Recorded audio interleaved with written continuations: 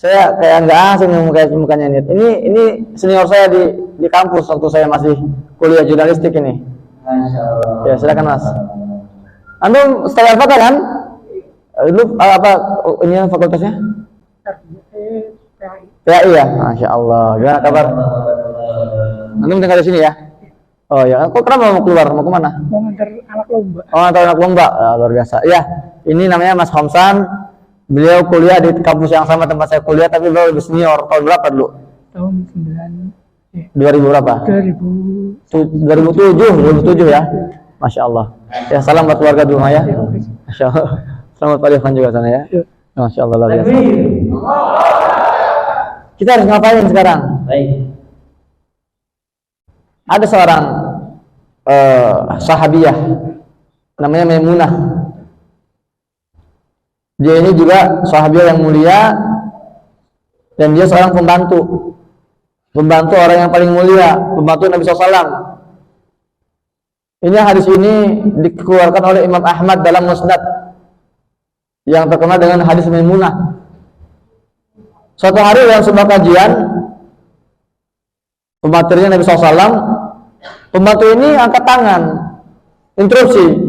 Qalat Maimunah, ya Nabi Allah, aftina fi Baitul Maqdis.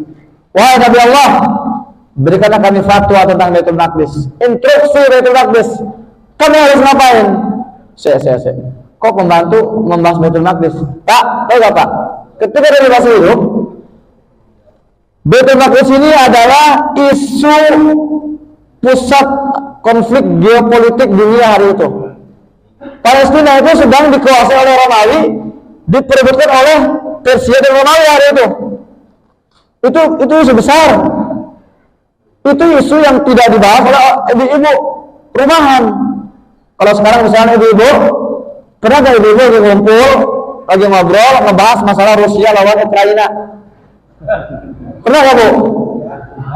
Karena itu tema berat. Nah ini ada seorang pembantu datang ke Nabi, minta ya Nabi, wahai Rasulullah, kami harus ngapain terhadap Baitul Maqdis Palestina? Apa maksudnya? Ternyata memang Nabi Muhammad SAW ini gemar sekali membakar para sahabat untuk bicara Palestina. Kalau bahasa sekarang itu trending topik Palestina itu selalu itu. Nabi Muhammad itu sering meriwayatkan hadis-hadis tentang Baitul Maqdis, tentang Syam. Jadi ya di mana-mana orang bicara tentang Baitul Maqdis sampai muncullah hadis ini. Kata Maimunah, ya Rasulullah, kami harus ngapain terhadap Baitul Maqdis ini? Berikanlah kami instruksi. Ada kata Rasulullah, qala ardul mahsyar wal mansyar. Oh, Baitul Maqdis kata Nabi, itu mah padang mahsyar. Tempat umat manusia semuanya nanti dikumpulkan, Pak. Jadi kita suka tidak suka, sekarang atau nanti kita pasti akan berkumpul di Palestina, di padang mahsyar. Nah, itu wasallu fihi kata Nabi. Fa inna salatan fihi ka alfi salatin fi masirah. Kamu mau instruksi kan kata Nabi ya.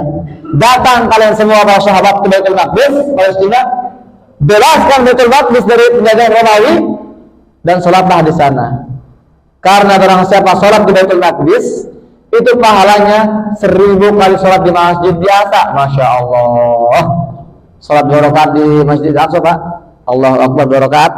Itu pahalanya 2000 rakaat di masjid ini nih, Ar-Rahman ini nih. Ada yang bisa sholat 2000 rakaat? Ada yang saged? Mboten saged lah 2000 rakaat. Itu keutamaan sholat di Baitul Maqdis. Tapi kata Nabi apa syaratnya? Datang, bebaskan. Waduh, kata Maimunah, apa qarat ara'aita man lam yutiq ayatan min ayati? Kata Rasulullah, kata Maimunah, ya Rasulullah, kita belum mampu. Kita membuatkan saged ya Rasulullah. Kita masih lemah. Pasukan kita masih sedikit.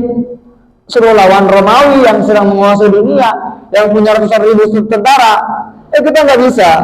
Terus kita ngapain kalau kita mau berjuang untuk Baitul Maqdis? Kata Rasulullah, qala falyuhdi ilaihi zaitan yusraju fihi. Fa inna man ahda lahu kana kaman shalla fihi. Kondisi kita hari ini, Pak, sama dengan kondisi Maimunah hari itu. Pak, kita mau gak bebaskan Palestina, Pak? Mau gak? Apa kita bisa sekarang bebaskan Palestina? Saged ora? Saged boten? Nggak bisa kita hari ini, nggak bisa, dereng. Ya kita belum bisa hari ini. Makanya jawaban Nabi ke Maimunah itu juga jawaban Nabi untuk kita semua hari ini. Apa kata Nabi? Fa'ilihdi. Ya saya katanya ahdayuhdi ihdaan hadiah. Kirimkanlah hadiah ke Baitul Maqdis kata Nabi. Karena barang siapa kirim hadiah ke Baitul Maqdis, maka seolah-olah dia telah sholat di Baitul Maqdis. Sampun? Oh belum. Di sini kuncinya Pak. Kenapa Nabi menggunakan istilah hadiah? Kenapa bukan sedekah? Loh, kira-kira sedekah ini bahasa Arab atau bahasa Kauman? Bahasa Arab sedekah, sedekah arti aslinya kan? Sedekah itu bahasa Arab Pak. Tapi kenapa Nabi memilih bahasa hadiah bukan sedekah? Di situ kesannya. Itu konsep kita untuk Palestina. Sedekah itu adalah pemberian dari orang kaya ke orang miskin. Itu sedekah namanya. Dari orang mampu, dari wong sugih ke wong miskin, orang tidak mampu. Dari pengendara mobil ke tukang parkir, dari pejalan kaki ke tukang pengemis. Itu sedekah namanya. Kalau hadiah bukan. Hadiah adalah al-ata'u minal muhibbi ilal mahbubi. Pemberian seseorang kepada orang yang ia cintai, yang ia muliakan, yang ia sayangi, yang ia hormati. Apa maksudnya? Seolah-olah Nabi berkata kepada kita, wahai umatku, jangan sekali-kali kalian menganggap orang-orang Palestina sebagai orang-orang miskin yang membutuhkan uang-uang kalian. Jangan kalian pandang mereka, jangan kalian perlakukan mereka seperti orang lemah, seperti pengemis yang minta-minta sedekah kalian. Jangan. Warga Palestina tidak butuh sedekah. Mereka orang-orang mulia. Pemberian kita untuk mereka adalah hadiah. Pandang mereka, anggap mereka, perlakukan mereka sebagai orang-orang mulia yang kita muliakan, orang-orang terhormat yang kita hormati. Mereka adalah pejuang-pejuang yang mewakilkan perjuangan kita hari ini dengan mengorbankan darah nyawa mereka. Maka pemberian kita namanya apa Pak? Hadiah, bukan sedekah. Beda antara sedekah dan hadiah itu bukan cuma definisi. Oke Ustaz, bismillah. Hadiah untuk Palestina Ustaz, 10.000 rupiah untuk Palestina, hadiah untuk Palestina. 10.000 itu Pak, hadiah apa sedekah? Bu, 10.000 rupiah, hadiah apa sedekah? Tergantung. Kalau yang ngasih anak kecil, anak muda, nggak punya uang, cuma punya 10.000, saat ini untuk Palestina Ustaz, itu namanya hadiah. Karena itu semampu dia. Tapi bapak-bapak punya puluhan juta di rekening, ngasih 10.000. Sedekah apa hadiah itu? Sedekah juga nggak segitunya Pak. Ya. Jadi untuk kirimkan hadiah ke Palestina, pertama niatnya harus niat hadiah. Karena innamal a'malu binniyah. Kedua, nilai dia harus nilai hadiah. Jangan kasih yang sisa untuk Palestina. Jangan setengah-setengah perjuangan untuk Palestina, kasih yang terbaik. Semalam kita ngasih di mana Mas? Baitul Ma'mur. Baitul Ma'mur ya. Itu ya Allah, ibu-ibu datang ke saya, Ustaz, saya gak punya apa Ustaz. Dia buka apa? Cincinnya, cincin emasnya. Kalung emas, gelang emas. Masya Allah. Bu, apa kabarnya Bu? Bu, apa kabarnya? Berat gak Bu melepas cincin emas Bu? Berat. Apalagi suaminya kan, waduh, banyak istri itu ini. Dan bojoku ini yang melepas ini. Di situlah perjuangannya. Saya sih nggak nyuruh. Saya cuma menyampaikan aja bahwa Nabi memerintahkan kita kirim hadiah. Hadiah ini sesuatu yang terbaik, sesuatu yang berat dilepaskan. Nggak mesti harus apa? Perhiasan. Itu perhiasan Bu, kalau ibu mati emang dibawa mati perhiasannya Bu? Enggak. Tapi kalau dikirim ke Palestina diuangkan, itu Masya Allah. Jadi makanan, kita belikan daging, dimakan oleh anak-anak Gaza. Bersatulah makanan itu dengan tubuh mereka, jadi otot, ya jadi daging, berjuang, jadi sebulan. Waduh itu pahalanya ngalir itu, jariah itu. Kita kumpul, kita bangun rumah sakit, kita bangun sekolah, kita bangun masjid di Gaza. Ibu di sini, itu pahalanya ngalir tuh dari Gaza, Masya Allah. Kata Nabi apa? Man jahaza ghazian faqad ghaza. Barang siapa yang ikut membantu perbendaharaan orang-orang yang berperang, maka sesungguhnya dia telah berperang di jalan Allah. Ya. Jadi terakhir Pak, kira-kira nih kalau ada orang ngasih hadiah ke orang lain, itu yang butuh yang ngasih atau yang dikasih? Yang ngasih kan? Itu konsep dari Nabi. Wahai umatku, bukan Palestina yang butuh kalian, kalian yang butuh Palestina. Ya, suka tidak suka, dengan tanpa kita, Palestina pasti merdeka. Nggak perlu diaminkan Pak, itu pasti, itu janji Allah tuh. Iya, Al-Quran surat Al-Isra 7 itu surat janji Allah. Suka tidak suka, dengan tanpa kita, Masjidil Aqsa pasti terbebas. Sekarang pertanyaannya adalah kita di mana posisi kita ketika itu terjadi? Apakah kita hanya menjadi penonton, menyaksikan dari jauh, atau kita menjadi orang-orang terdepan ya dalam memperjuangkan Palestina? Mulai hari ini Pak ya, mohon Pak, jangan tidur lagi. Totalitas itu intinya. Karena penjajah itu tidak tidur. Mereka nggak ada istilahnya, oke kita 11 bulan menjaga Palestina, 11 bulan rehat dulu lah. Nggak gitu konsep penjajahan itu. Kita yang memperjuangkan Palestina juga dengan gampang rehatnya. Melek terus, jangan kasih kendor, semangat terus. Jangan sampai cuman sampai apa ketika Palestina tidak lagi trending topik kita semua tidur lagi, enggak. Kita perjuangkan Palestina sampai Palestina merdeka. Takbir. Sampai umat Islam di Palestina ini menghirup udara kebebasan. Sampai kita semua bisa bersama-sama sholat di Masjidil Aqsa sebagai orang-orang yang merdeka. Takbir. Ya, baik. Barakallahu fikum, karena waktu yang sudah habis. Apa kalau ada yang mau muter diputar aja tuh kotaknya sekarang ya. Tuh.